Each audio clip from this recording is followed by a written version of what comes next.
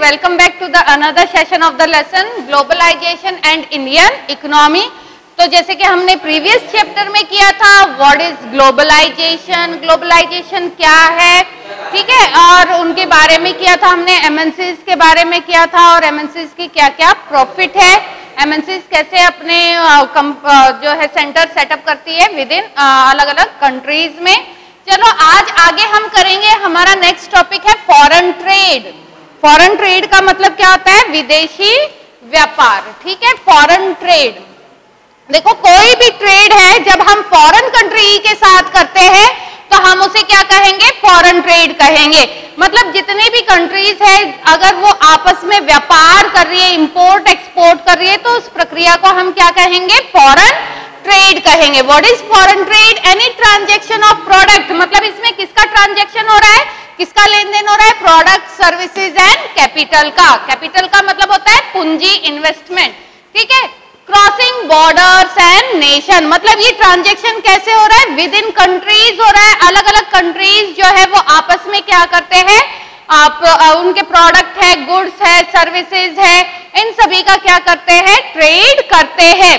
तो ये हमारा हो गया फॉरेन ट्रेड। अभी फॉरेन ट्रेड जो है वो उसका फंक्शन क्या है, वो कैसे कार्य करता है? देखो फॉरेन ट्रेड के क्या बेनिफिट है? सबसे पहला क्या है? It expends market for producers, मतलब ये अपने जो प्रोड्यूसर्स है उनके लिए एक मार्केट है वो बनाता है, ठीक है। फॉरेन ट्रेड में क्या करता है? अगर हम फॉरेन ट्रेड कर रहे हैं तो हमें क्या मिल जाती है? दूसरे देशों में मार्केट मिल जाती है अपने प्रोडक्ट को सेल करने के लिए, ठीक है। तो ये क्या करता है? मार्केट एक्सपेंड करता है किसके लिए? प्रोड्यूसर के लिए। प्रोड्यूसर कौन होते हैं? जो वस्तुओं का उत्पादन करते हैं।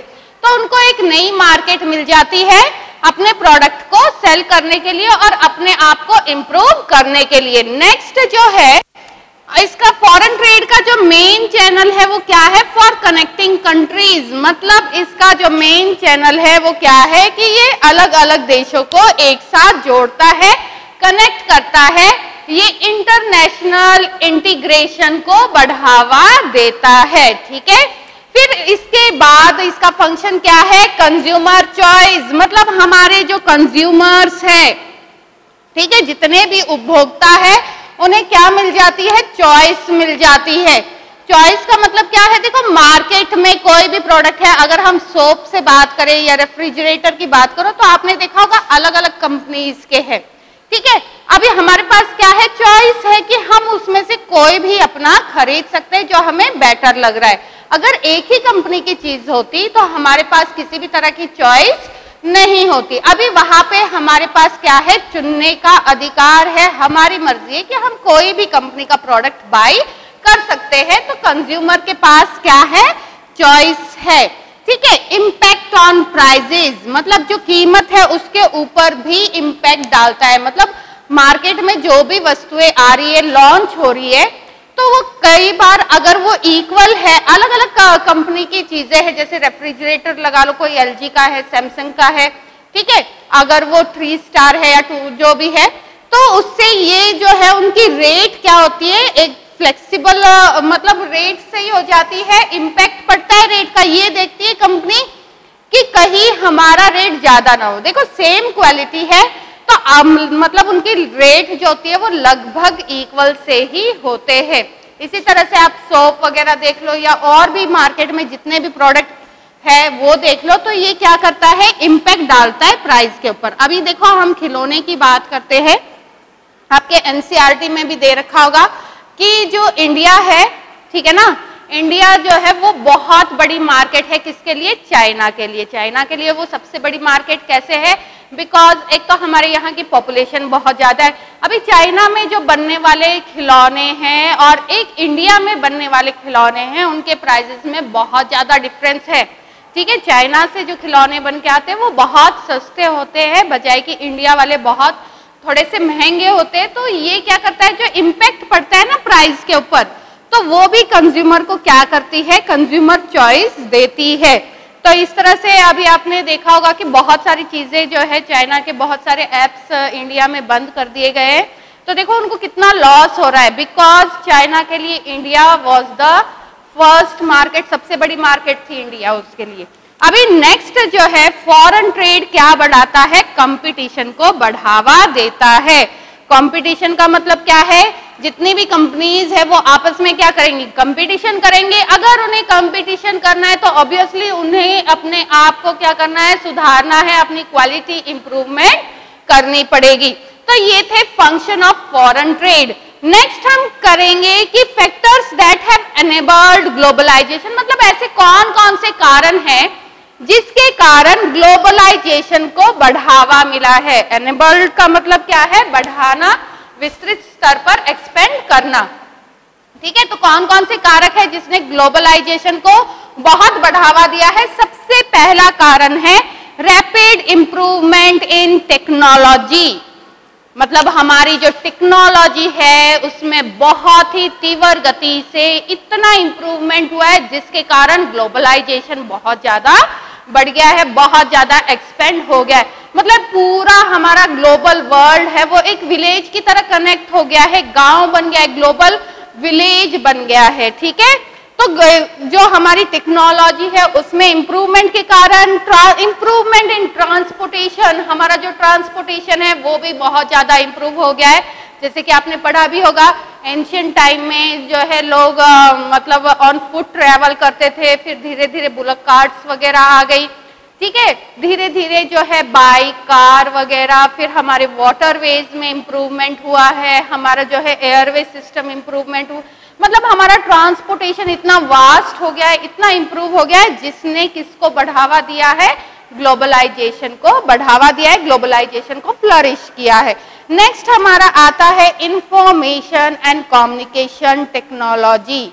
Information and communication with in 22 decades, ठीक है ना, पिछले 10-20 सालों में हमारा जो कम्युनिकेशन है, इंफॉर्मेशन एंड कम्युनिकेशन टेक्नोलॉजी इतना फ्लरिश हो रहा है जिसे हम सनराइज इंडस्ट्री कह रहे हैं, बिकॉज ये बहुत ज्यादा फ्लरिश हो रहा है और इंटरनेट का जमाना है, हाईटेक का जमाना है, तो इसने ग्लोबलाइजेशन को बहुत बड़े पैमाने पर फ्लरिश किया है, मतलब पूरे वर्ल्ड को जोड़ दिया है। देखो पहले अगर कम्युनिकेट हम करते थे, संचार करते थे, मतलब कैसे कम्युनिकेट करते थे हम, with the help of letters वगैरह, टेलीग्राम वगैरह भेजते थे, बट अभी धीरे धीरे मोबाइल फोन आ गए, फिर मोबाइल फोन ही स्मार्टफोन में कन्वर्ट हो गए। इंटरनेट ने तो इस इंफॉर्मेशन एंड कम्युनिकेशन सेक्टर में मतलब एक रेवोल्यूशन सा ही ला दिया है, क्रांति ला दी, जिसके कारण हमारा ग्लोबलाइजेशन है वो बहुत ज्यादा बढ़ गया है।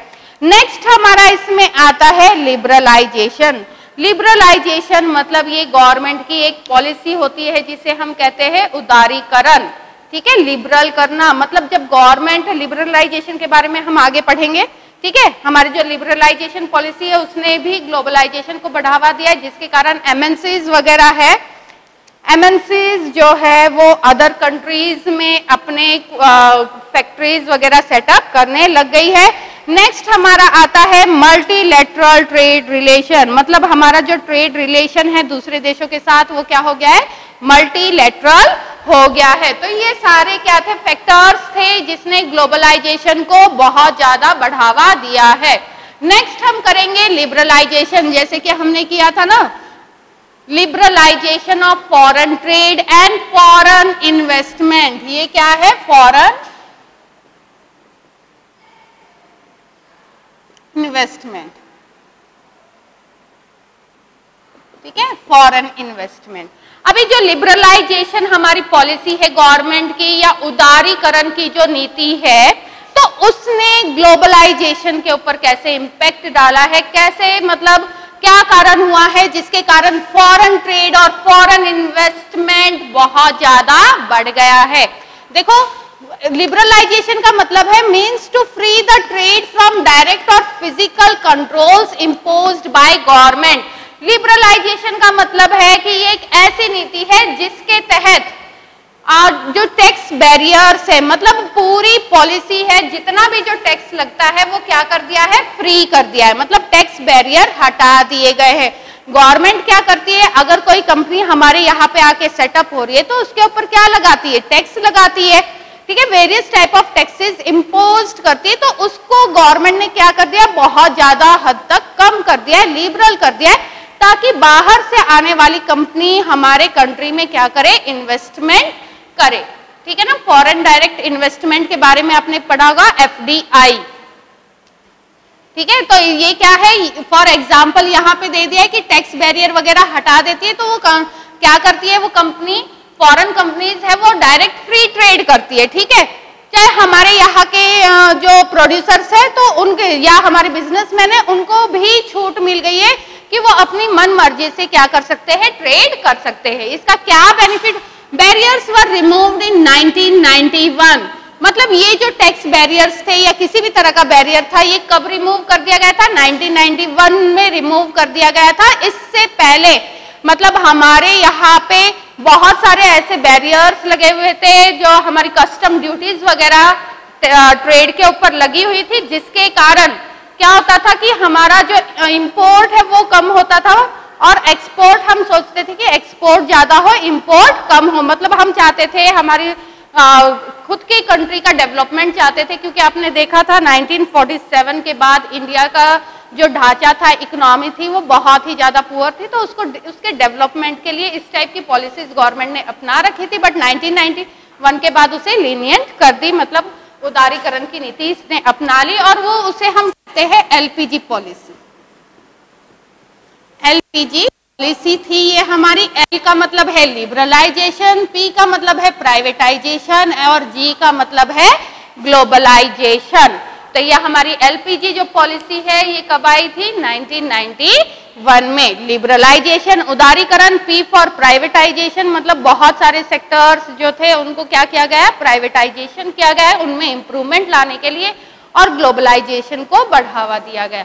अभी इसके क्या बेनिफिट्स थे लिबरलाइजेशन के, देखो, businesses were allowed to make decision freely on import and export.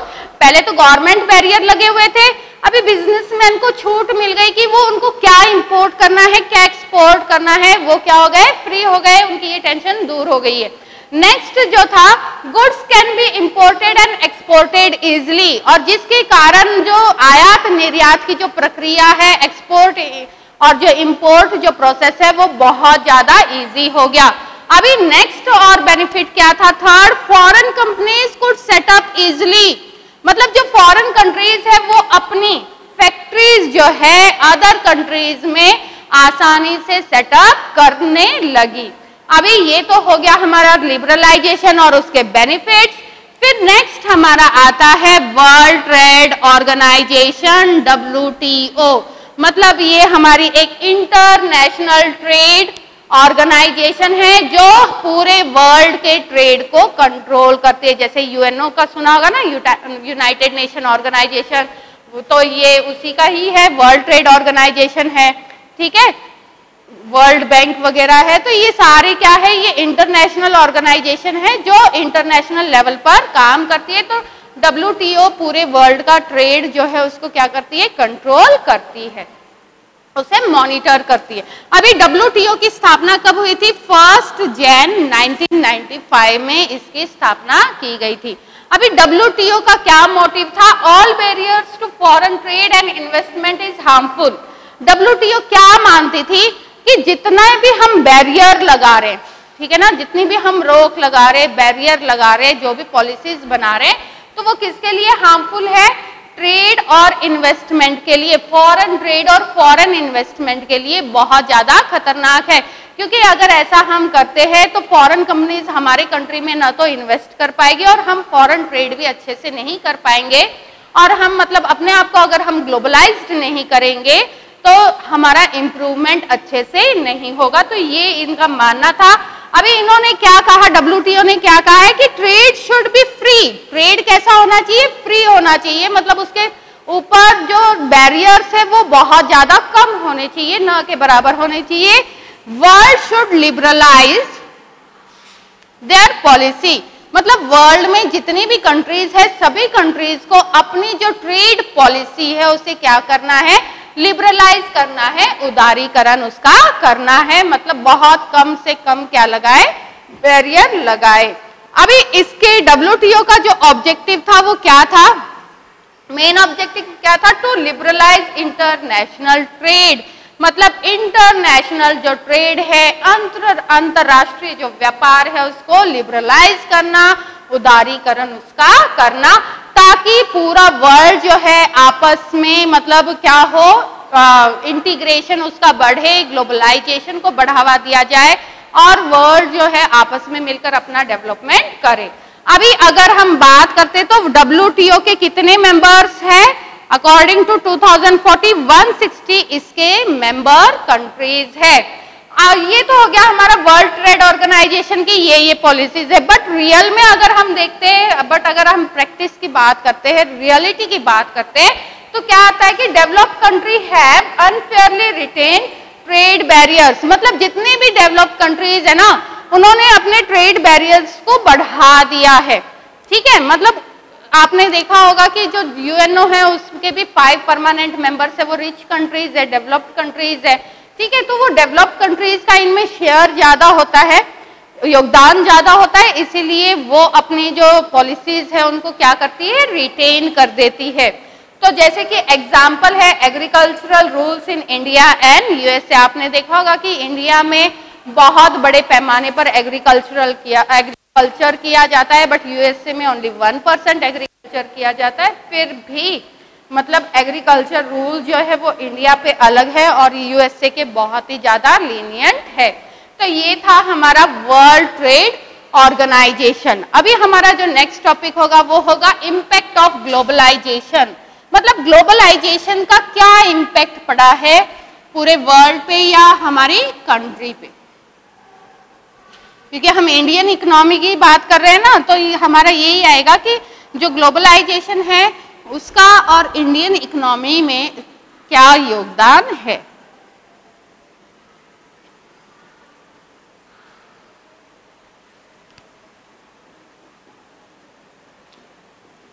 Impact of globalisation,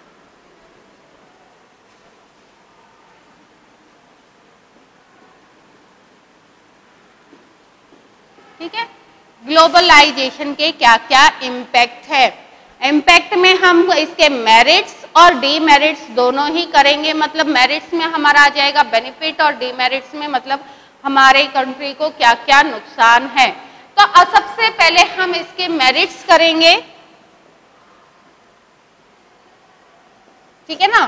तो मेरिट्स की अगर हम बात करते हैं तो ग्लोबलाइजेशन जो है उसने क्या कर दिया है? उसने ग्रेटर कंपटीशन कर दिया है, मतलब कंपटीशन को बहुत ज्यादा बढ़ा दिया है।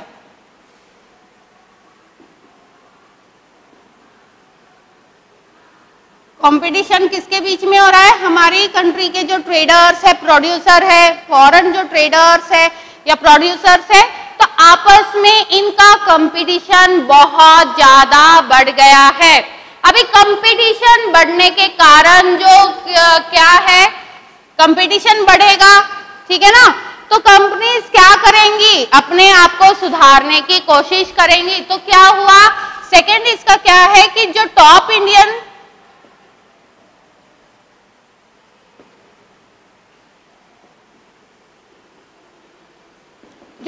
इंडियन कंपटीटर्स है, मतलब जो बड़ी बड़ी कंपनीज है, उनको बहुत ज्यादा क्या हुआ है? बेनिफिट हुआ है, ठीक है ना। इन टॉप इंडियन कंपटीटर्स है, इनको बहुत ज्यादा बेनिफिट हुआ है, क्योंकि ये जो है एक लार्ज स्केल इंडस्ट्रीज में आ जाते हैं। जैसे कि आपने सुना होगा टाटा मोटर्स वगैरह, आपके एनसीईआरटी में बहुत सारे एग्जाम्पल इसके दे रखे हैं।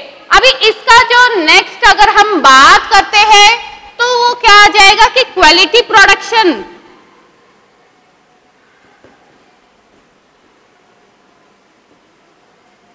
ठीक है ना।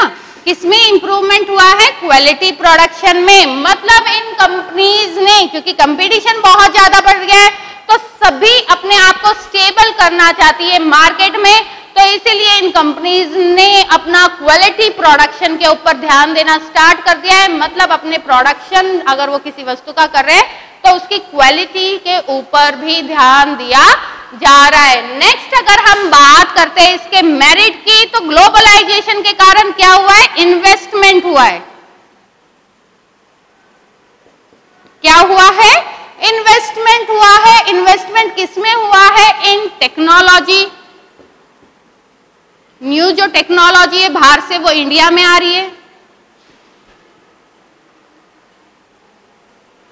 एमएनसीज जब बाहर से आती है हमारी कंट्री में सेटअप करती है फैक्ट्रीज, तो वो अपने साथ अपनी जो है लेटेस्ट टेक्नोलॉजी को लेके आ रही है। अगर लेटेस्ट टेक्नोलॉजी आ रही है तो हमारा जो प्रोडक्शन है वो क्या हो रहा है? बहुत ज्यादा बढ़ रहा है, बहुत ज्यादा इंप्रूवमेंट हो रहा है प्रोडक्शन में। तो ये क्या कर रही है कि इन्वेस्टमेंट कर रही है in new technology and production methods में। मतलब कौन कौन से प्रोडक्शन मेथड्स अपनाए जाए ताकि प्रोडक्शन जो है वो बहुत अच्छे से किया जा सके। अभी इसके बाद जो है इसने इन कंपनीज का क्या इंक्रीज कर दिया है? स्टैंडर्ड।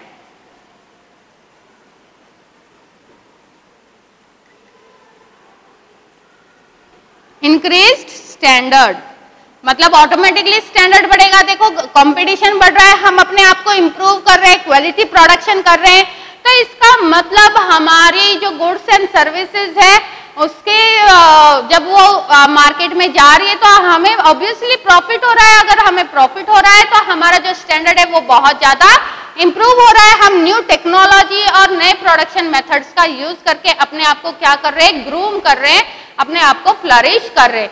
तो देखो ये बहुत सारे बेनिफिट्स हैं। इसके बाद जो है अगर हम बात करते हैं तो वो हमारा आ जाता है सक्सेसफुल कोलैबोरेशन।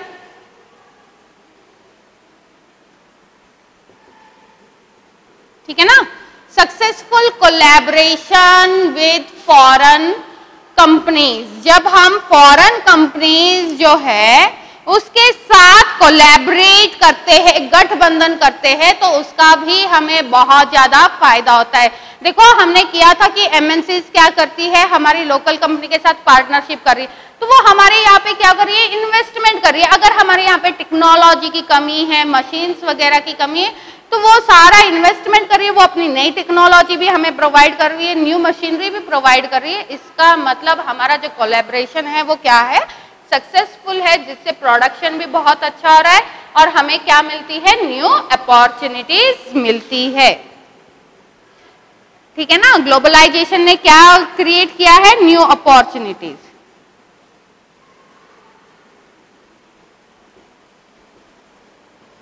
नई नई अपॉर्चुनिटीज है, अवसर है, उनको क्रिएट किया है। अभी नई नई अपॉर्चुनिटीज अगर क्रिएट होंगी, जैसे कि हमारा इंफॉर्मेशन टेक्नोलॉजी सेक्टर है वो देखो कितना डेवलप हो रहा है, कितना फ्लरिश हो रहा है। हम इंडिया में बैठे बैठे जो है पूरे वर्ल्ड के लिए क्या कर रहे हैं? काम कर रहे हैं। हम कॉल सेंटर में का काम जो है वो इंडिया में बैठे बैठे ही कर लेते हैं, अदर कंट्रीज को हमारी सर्विसेज प्रोवाइड कर रहे हैं। मतलब हमें बहुत सारी नई अपॉर्चुनिटीज मिली है। नई अपॉर्चुनिटीज के कारण क्या हुआ है? न्यू जॉब्स क्रिएट हुई है। देखो कितने बेनिफिट्स हो रहे हैं ये ग्लोबलाइजेशन के। नई जो जॉब्स मिल रही है, ठीक है ना? नए जॉब्स मिल रही है तो इसका मतलब क्या है? एम्प्लॉयमेंट बढ़ रहा है। ठीक है? एम्प्लॉयमेंट बढ़ेगा तो अनएम्प्लॉयमेंट क्या हो जाएगा? कम होगा। लोगों का लाइफस्टाइल है वो उसमें इंप्रूवमेंट आएगा, उनका स्टैंडर्ड में इंप्रूवमेंट आएगा, पुअर्टी जो है वो कम होगी। ठीक है? तो ये सारी चीजें हमें किससे हो रही है? अगर नई नई जॉब्स अपॉर्चुनिटी क्रिएट हो रही है। तो अभी जो लोकल कंपनीज थी, हमने किया था कि लोकल कंपनीज जो है, ठीक है, लोकल कंपनीज क्या कर रही है? सप्लाई कर रही है किसका? रॉ मटेरियल का। क्लियर? लोकल कंपनीज जब रॉ मटेरियल का सप्लाई करती है एमएनसी से, तो वो भी हमारा क्या है? बहुत ज्यादा प्रॉस्परस हो गया है। के बाद जो है हमारा ग्लोबलाइजेशन में एक आ जाता है इंडस्ट्रियल जोन। मतलब हमारा जो इंडस्ट्रियल जोन है उसके कारण भी ग्लोबलाइजेशन में बहुत ज्यादा प्रॉफिट हुआ है। आपके एनसीईआरटी में एक बॉक्स में मिलेगा इसके बारे में। और इस इंडस्ट्रियलाइजेशन को हम क्या कहते हैं? Special economic zone. ठीक है, special economic zone says, says, ठीक है ना। हम इसे क्या कहेंगे? सेज पॉलिसी कहेंगे। अभी ये जो है स्पेशल इकोनॉमिक जोन क्या है, इसको भी बढ़ावा मिला है। मतलब हर एक कंट्री ने अपना एक स्पेशल इकोनॉमिक जोन बनाया है। इंडिया में भी स्पेशल इकोनॉमिक जोन बनाया गया है। स्पेशल इकोनॉमिक जोन किसके लिए बनाया गया है? फॉरेन ट्रेड और फॉरेन इन्वेस्टमेंट को बढ़ावा देने के लिए। अभी स्पेशल इकोनॉमिक जोन में क्या आता है कि हमारी जो कंट्री है वो क्या प्रोवाइड करवा रही है? सब्सिडीज प्रोवाइड करवा रही है बहुत ही लो रेट पे, जैसे कि इलेक्ट्रिसिटी,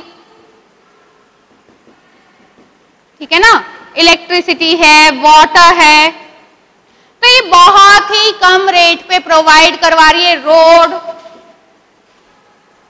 ट्रांसपोर्ट, ठीक है।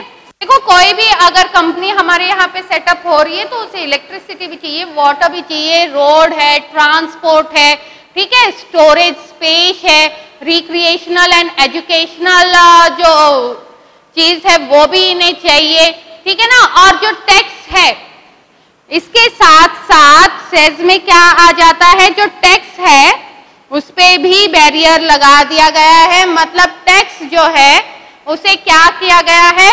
मतलब जो भी कंपनीज हमारे यहाँ पे आ रही है तो उसे पहले 5 साल के लिए, मतलब इनिशियल 5 इयर्स के लिए किसी भी तरह का टैक्स नहीं देना होता। वो डायरेक्ट यहाँ पे अपने आप को सेटअप कर सकती है। और इसके साथ साथ हमारी जो गवर्नमेंट है वो क्या दे रही है? फ्लेक्सिबिलिटी दे रही है।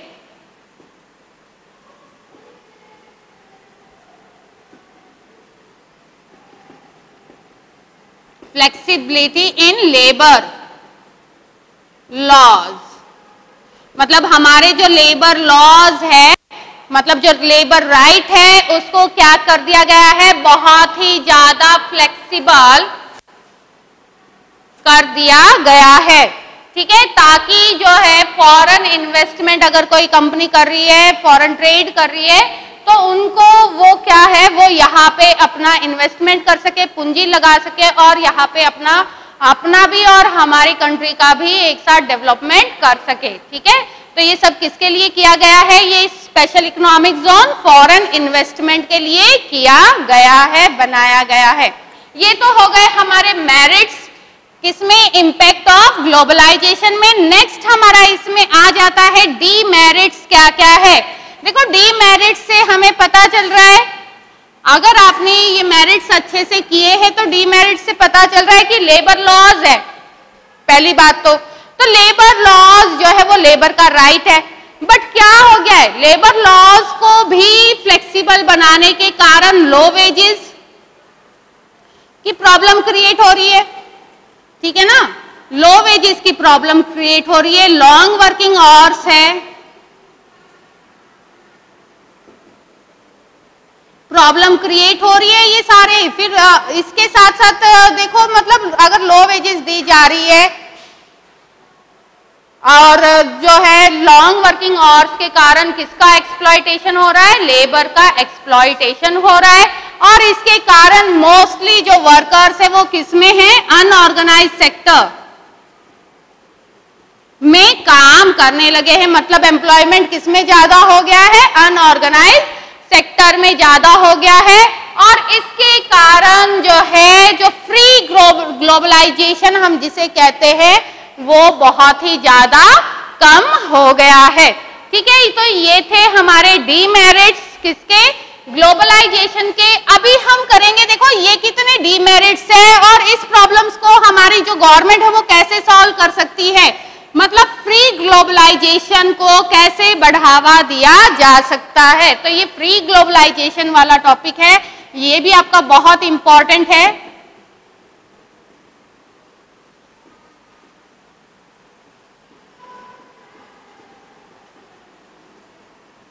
Free and fair, sorry free नहीं आएगा यहाँ पे, फ्री एंड फेयर ग्लोबलाइजेशन आएगा। मतलब ग्लोबलाइजेशन अगर फ्री हो रहा है तो साथ में फेयर भी, ठीक है। एक फेयर ग्लोबलाइजेशन कैसे हो सकता है, तो उसके लिए गवर्नमेंट को बहुत सारी क्या करनी चाहिए, अपनी पॉलिसीज लगानी चाहिए।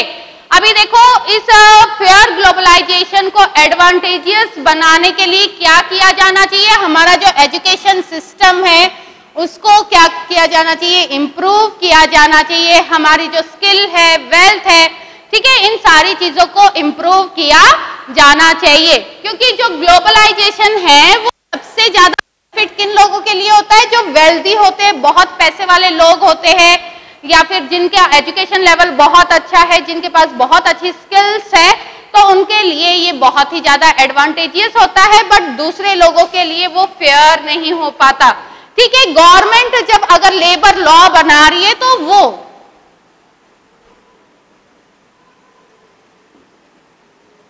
क्लियर, लेबर लॉ अगर वो बना रही है तो उस लेबर लॉ को प्रॉपरली इंप्लीमेंट करे, ये नहीं कि उसमें हम फ्लेक्सिबिलिटी दे, क्योंकि labour law is a right of a labour, ठीक है। नेक्स्ट गवर्नमेंट को क्या करना चाहिए, सपोर्ट करना चाहिए स्मॉल प्रोड्यूसर्स को, ठीक है। जो छोटे छोटे प्रोड्यूसर्स है उनको सपोर्ट करना चाहिए, ताकि वो क्या कर सके, अपने प्रोडक्शन में इंप्रूवमेंट ला सके, नई टेक्नोलॉजीज का यूज कर सके। क्योंकि देखो बड़ी बड़ी जो कंपनीज है ना, वो न्यू टेक्नोलॉजी का यूज करके अपने आप को फ्लरिश तो करे, जिसके कारण हमारे जो स्मॉल प्रोड्यूसर्स है वो क्या हो रहे, उनका लेवल जो है बहुत ही डाउन होता जा रहा है। अभी गवर्नमेंट को नेक्स्ट क्या करना चाहिए, use trade and investment barriers, trade और इन्वेस्टमेंट बैरियर यूज करना चाहिए, ताकि वो इन स्मॉल प्रोड्यूसर का क्या कर सके, अपलिफ्टमेंट कर सके, लोकल कंपनी का अपलिफ्टमेंट कर सके। साथ में गवर्नमेंट को नेगोशिएट करना है किसके साथ, वर्ल्ड ट्रेड ऑर्गेनाइजेशन के साथ, ताकि वो अपनी पॉलिसीज है वो फेयर करे, फेयर रूल्स बनाए डेवलप्ड और डेवलपिंग कंट्रीज के साथ। और अगर ऐसा वो नहीं करती है तो हम अलाइन कर सकते हैं, गठबंधन कर सकते हैं किसके साथ, दूसरे डेवलपिंग कंट्रीज के साथ मिलकर हम WTO को प्रेशराइज कर सकते हैं, ताकि वो अपने रूल्स जो है वो बहुत ही ज्यादा फेयर बनाए। तो आज हमारा लेसन यहीं पे खत्म हो रहा है। अगर आपको कोई डाउट है तो आप उसे कमेंट कर सकते हैं। Thank you and have a nice day.